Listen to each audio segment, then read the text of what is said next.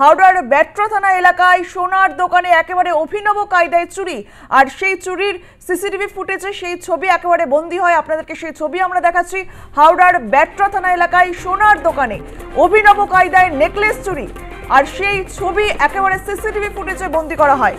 হিসাব মেলাতে গিয়ে একটি সোনার নেকলেস কম পড়ায় সিসিটিভিতে নজর করতেই ধরা পড়ে চুরির ঘটনা। তদন্তে ব্যাট্রা থানার পুলিশ। আমরা দেখেছিলাম রাজ্যে একাধিক জায়গায় সোনার দোকানে ডাকাতির ঘটনা উঠে আসছে এবং সেই ঘটনায় ভিন রাজ্যে যোগ আসছে। আর এবার হাওড়ার ব্যাট্রাতে সোনার দোকানে একেবারে অভিনব কায়দায় সোনার গয়না চুরির ছবি একেবারে সিসিটিভি ফুটেজে উঠে এলো। অভিনব কায়দায় সোনার নেকলেস চুরির সোনার দোকান থেকে এমনটাই সিসিটিভি ফুটেজে উঠে এলো। ব্যাট্রা থানা এলাকার এই ঘটনায় একেবারে চাঞ্চল্য ছড়িয়ে পড়েছে। টেলিফোনে রয়েছেন আমাদের সঙ্গে আমাদের প্রতিনিধি রণজিৎ রায়। রণজিৎ, একেবারে অভিনব কায়দায় সোনার দোকানে চুরি, কি জানতে পারছো?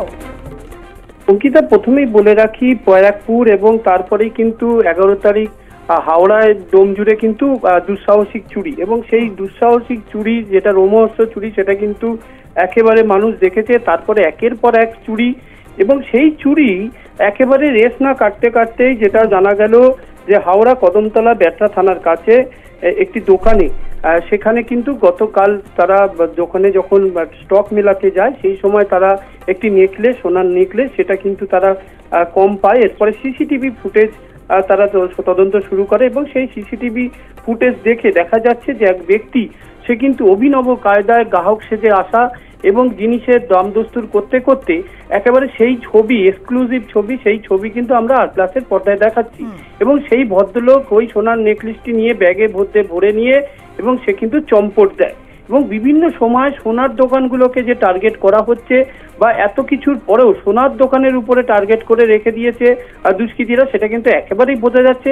এবং সেই সিসিটিভি ফুটেজ দেখেই দেখা যাচ্ছে যে তারা কিন্তু একেবারে ট্রেন্ড চোর, যারা এই ধরনের চুরি করছে বা তারা একদম প্রশিক্ষিত বলা যেতে পারে, কারণ একেবারে সেই সিসিটিভি ফুটেজ দেখেই বোঝা যাচ্ছে।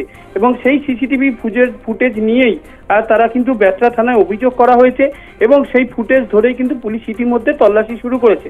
তবে এখনো পর্যন্ত ওই ব্যক্তিকে গ্রেপ্তার করা যায়নি, তবে ফুটেজ দেখে পুলিশ কিন্তু তদন্ত শুরু করেছে। ধন্যবাদ রণজিৎ। এখনো পর্যন্ত ওই অভিযুক্ত ব্যক্তিকে গ্রেপ্তার করতে পারেনি পুলিশ, এমনটাই জানা যাচ্ছে। অভিনব কায়দায় সোনার দোকানে নেকলেস চুরির সেই সিসিটিভি ফুটেজে ধরা পড়েছে সেই ছবি আমরা আপনাদেরকে দেখাচ্ছি, যদিও এখনো পর্যন্ত গ্রেপ্তার হয়নি অভিযুক্ত।